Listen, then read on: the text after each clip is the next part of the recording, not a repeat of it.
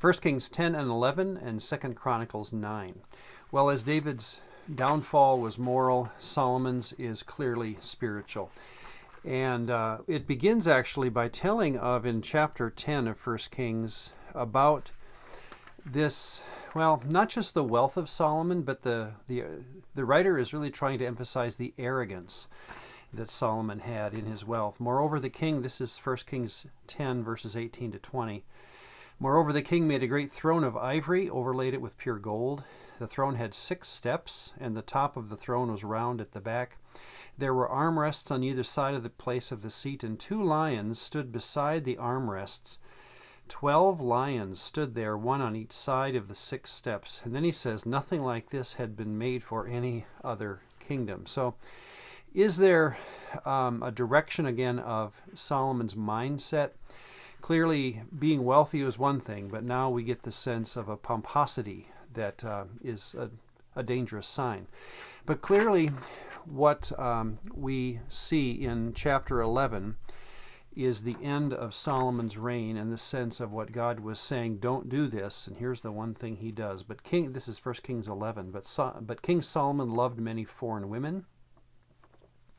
He had 700 wives, princesses, and 300 concubines, and his wives turned away his heart. For it was so when Solomon was old that his wives turned his heart after other gods, and his heart was not loyal to the Lord his God, as was the heart of his father David. For Solomon went after Ashtoreth, the goddess of the Sidonians, and well, I'll just mention them, I'm not going to draw them.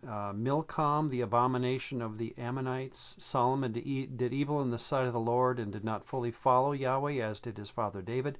Solomon built a high place for Chemosh, the abomination of Moab, on the hill that is east of Jerusalem, and for Molech, the abomination of the people of Ammon. He did likewise for all his foreign wives, who burned incense and sacrificed to their gods. So there you have it.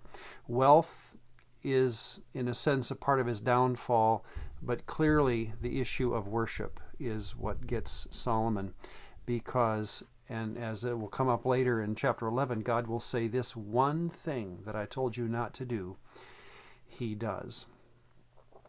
Well, this will follow through again now into the future of Israel. In fact, at the end of chapter 11, we're introduced to a named Jeroboam, who was a foreman on Solomon's work crew. He will run down to Egypt for solace when Solomon senses that he wants to take his throne from him. So again, chapter 11 of 1 Kings is really the signal now, because of this ill worship on the part of Solomon, the direction of the entire kingdom is now downhill from here. In the future, let's be watching again for the relationship of wealth and worship. Again, the big story of Scripture, it's interesting how these often, well, I think one mistake would be to just combine them and say, well, idolatry is the same as loving your car, your boat, love of money.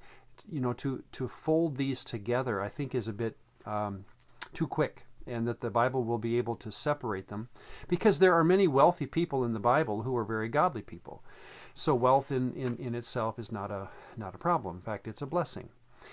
The other option would be to emphasize one over the other, which again, I think we can easily do in a Western society, Western modern world like our own in America, and talk about the problem of wealth and forget about the problem of worship. So these two ideas will, in almost a mysterious tag team way, be working together almost, and I'd recommend thinking about this, that this is the cause of arrogance, that this is the cause of materialism at some point.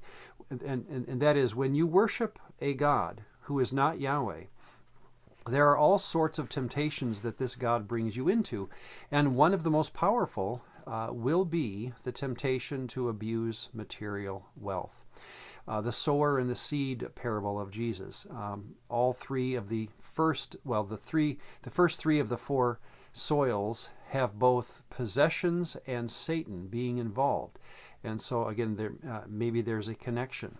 Jesus in Luke 12 will talk about this person, again, a parable, who had so much money he didn't know what to do, so he decided to build bigger barns. Well, and again, what's the problem in that? You just want to save your money. And Jesus says that God came to him that night and said, "You're a fool. Your soul is required of you." Now, I could foresee that person saying, "Hey, this has nothing to do with my soul. This is just my money." But God doesn't see it that way. That there is something about wealth and the misuse of wealth and ill-placed worship in Scripture.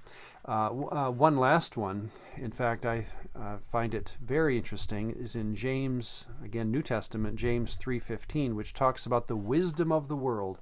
And it says, the wisdom of this world is earthly, sensual, and then it adds the word demonic at the end.